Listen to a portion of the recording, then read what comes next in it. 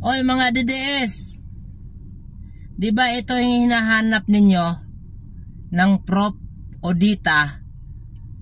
Bakit daw si Digong napunta sa ICC? Wala daw siyang kasalanan.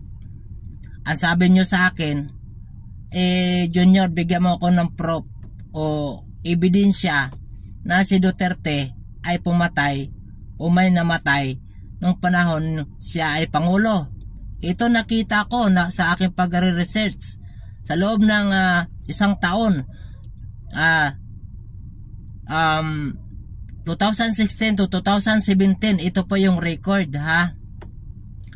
Drug related death 2,290 sa loob ng isang taon na namatay dahilan sa droga related ng drugs.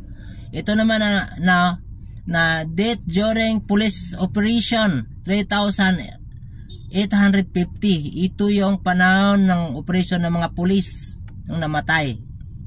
Ito namang police military killed in action, siguro ito nang lumaban sa mga sundalo at mga kapulisan. Ito siguro yon, hindi tayo sure. So suma total 6,225 ang namatay sa loob ng isang taon during Duterte administration. Okay, babalik tayo dito, angat, lipat tayo dito sa baba. Basahin natin itong maliit na litra,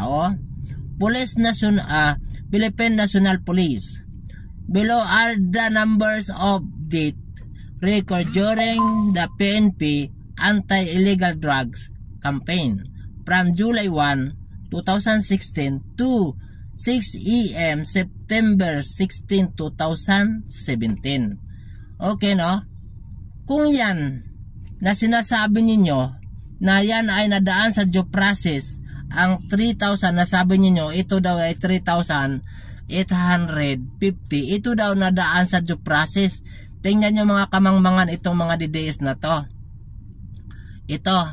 Kasi itong 2,000 plus, siguro ito yung mga addict to addict, drug addict, poser to poser, baka mga tamang hinala, baka ito nagpataya na sila dito, itong 2,000, basta related sa drugs. Kung ito daw police operation, ito daw ay nakadaan sa due process, sabi ng mga DDS.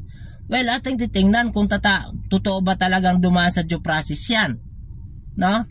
Kung dumaan sa due process itong 3,850, bakit may EJK?